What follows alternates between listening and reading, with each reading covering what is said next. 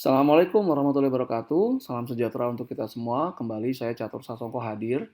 Kali ini akan mempresentasikan video pembelajaran terkait materi yang ada di buku Pengantar Akuntansi 2 Adaptasi Indonesia edisi 4. Ini adalah buku yang dikarang oleh Warren Fest dan kawan-kawan yang diterjemahkan dan diadaptasi oleh Penerbit Salemba 4. Diterbitkan dengan judul Pengantar Akuntansi 2 Adaptasi Indonesia. Nah, ini adalah video pertama dari 3 rangkaian video tentang akuntansi untuk persekutuan. Jangan lupa untuk mengunjungi e-learning.perbitsalemba.com, cari e-learning pengantar akuntansi 2 Warren Fest. Ya, dapatkan video pembelajaran dan soal-soal lainnya ya, yang bisa diakses secara gratis selama 6 bulan kalau Anda membeli buku original dari pengantar akuntansi 2 ini, atau Anda membeli akses langsungnya di e-learning.penerbitsalemba.com. Baik, kita mulai ya. Pendirian persekutuan.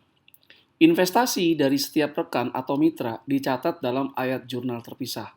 Jadi misalnya ada 3 orang rekan, maka akan ada 3 orang tersebut kemudian menyertakan modalnya atau investasinya ke persekutuan, maka harus ada 3 ayat jurnal masing-masing, ayat jurnal untuk setiap rekan atau mitra yang menyerahkan atau menyertakan modalnya atau investasi dalam persekutuan.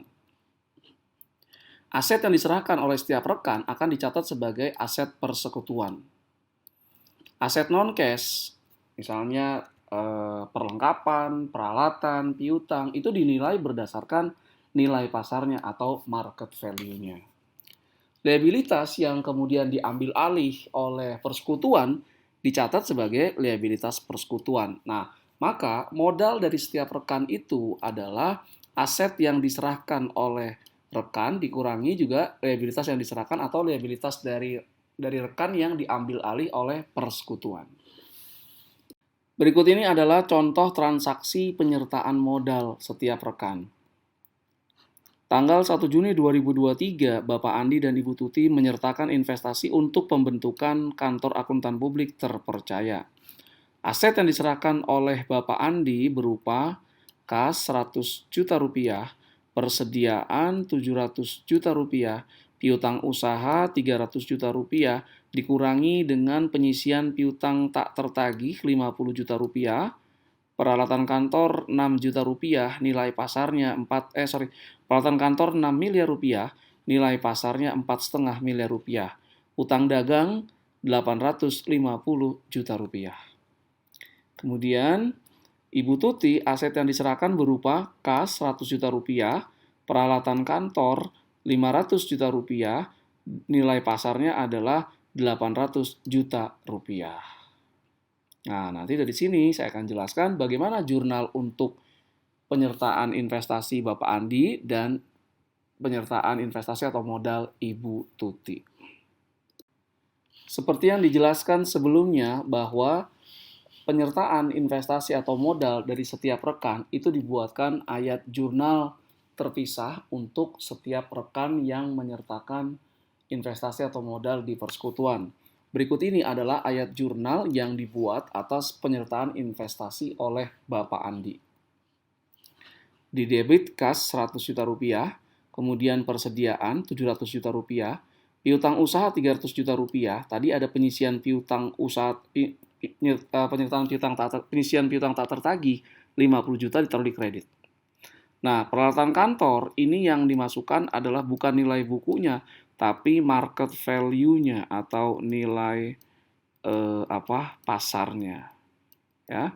Nah, kemudian juga persekutuan mengambil alih utang dagang dari Bapak Andi sebesar 850 juta. Nah, modal ini adalah selisih antara total debit dikurangi dengan total kredit. Nah, total debit asetnya ini kas 800, kemudian 1,1, 5,6. Dan total kreditnya itu sebesar 900. Maka modal Bapak Andi yang dicatat oleh persekutuan oleh KAP terpercaya adalah 4,7 miliar rupiah. Berikutnya adalah ayat jurnal untuk mencatat penyertaan investasi oleh Ibu Tuti. Nah, kas 100 juta rupiah, Peralatan kantor 800 juta rupiah juga berdasarkan nilai pasar atau market value dari peralatan kantor. Tidak ada liabilitas yang diambil alih oleh KAP terpercaya dari Ibu Tuti. Sehingga modal Ibu Tuti adalah total dari aset yang diserahkan 900 juta rupiah.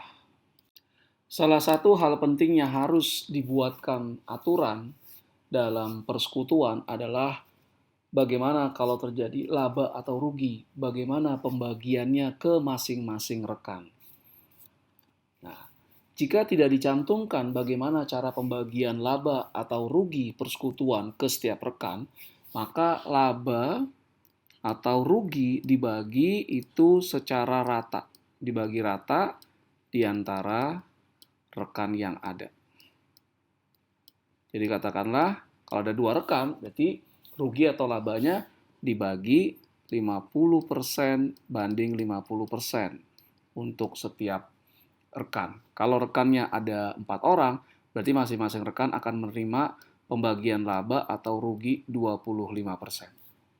Jadi sekali lagi, pembagian laba atau rugi di persekutuan, jika tidak ada aturan yang secara terperinci membagi rugi atau laba di antara rekan, maka rugi atau laba dibagi berdasarkan dibagi secara merata.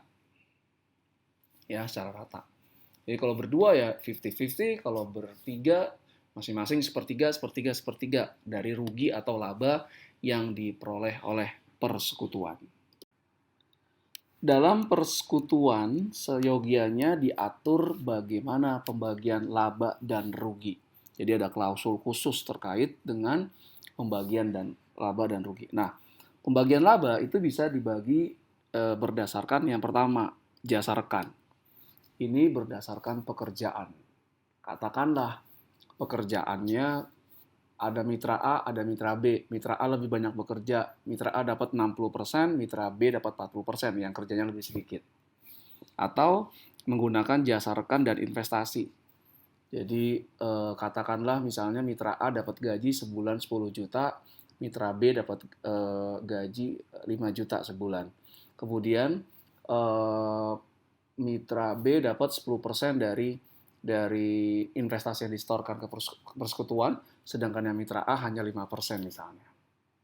Nah, kalau sudah dibagi jasa atau gaji untuk masing-masing rekan, dibagi berdasarkan modal, itu masih ada sisa, biasanya sisanya kalau tidak ditentukan itu dibagi secara merata. Kalau ditentukan misalnya 60% untuk A, 40% untuk B, itu bisa juga seperti itu. Oke, nah contoh berikut ini adalah contoh pembagian laba dan rugi persekutuan pada KAP terpercaya. Gaji bulanan untuk Bapak Andi adalah 40 juta rupiah, sedangkan Ibu Tuti adalah 10 juta rupiah. Kemudian, kalau masih ada sisa laba setelah pembagian gaji ini atau jasa dari rekan, maka sisa laba dibagi secara rata di antara Bapak Andi dan Ibu Tuti. Pada tanggal 31 Desember 2023, kemudian dihitung laba yang diperoleh KAP terpercaya adalah 1 miliar rupiah. Nah, laba ini akan dibagi ke rekan Bapak Andi dan rekan Ibu Tuti. Yang pertama, itu gajinya dulu. Gaji Bapak Andi ini 280 juta berasal dari 1 Juni 2023 sampai 31 Desember itu adalah 7 bulan. Dikali dengan 40 juta. Nah, dapat 280. Ibu Tuti ini berarti 70 juta adalah gaji sebulannya adalah 10 juta dikali dari 1 Juni 2023 sampai 31 Desember 2023. Itu adalah 7 bulan. Nah, berarti 1 miliarnya dibagi ke Bapak Andi 280, ke Ibu Tuti 70. 350 juta. Berarti sisanya adalah 650 juta. Nah, dari perjanjian bahwa sisa labanya itu dibagi secara merata. Berarti sisa labanya adalah 650 juta, 50% ke Bapak Andi berarti 325 juta, dan 50% ke Ibu Tuti adalah 325 juta. Jadi Bapak Andi itu memperoleh dari pembagian labanya gaji 280 juta ditambah sisa laba setelah gaji pembagiannya 50-50, 325 juta. Jadi totalnya adalah 605 juta. Nah, Ibu Tuti dia dapatnya adalah dari gaji 70 juta, dari sisa labanya 325 juta. Maka dia dapatnya adalah 395 juta, total adalah pembagiannya 1M. Nah, bagaimana ayat jurnalnya dari pembagian laba ini? Berikut ini adalah ayat jurnal untuk mencatat pembagian laba ke Bapak Andi dan Ibu Tuti. Nah, di kredit ikhtisar laba rugi 1 miliar, kemudian modal Bapak Andi bertambah 605 juta rupiah. Lihat kembali pembagian labanya, dan modal Ibu Tuti 395 juta rupiah.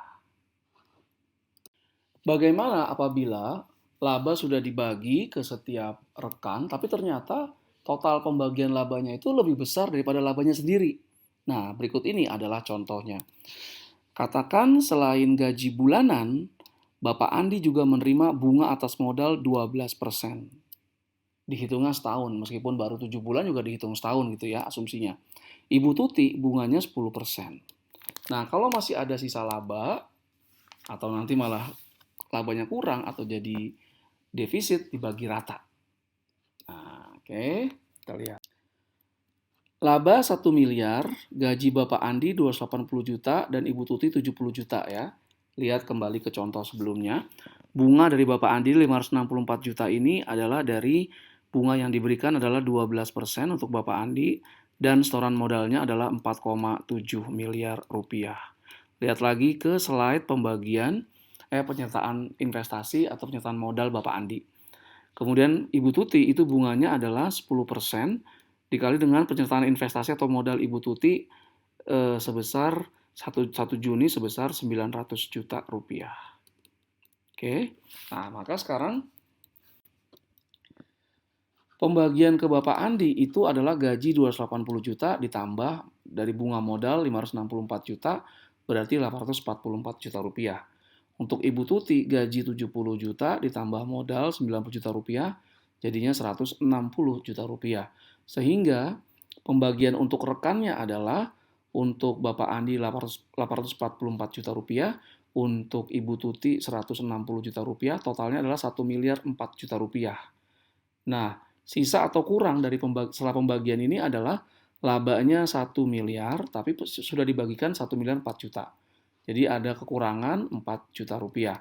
Nah, kekurangan ini itu sama dengan perlakuan ketika kalau ada sisa laba dibagi rata. Maka 4 miliar ini, 4 juta ini dibagi ke Bapak Andi, berarti dia modalnya pembagian labanya minus 2 juta.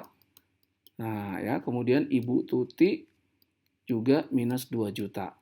Nah, jadi Bapak Andi nggak dapat 844 juta ya, tapi yang didapat adalah 844 juta dikurangi, nah yang ini nih. Nah, dikurangi 2 juta.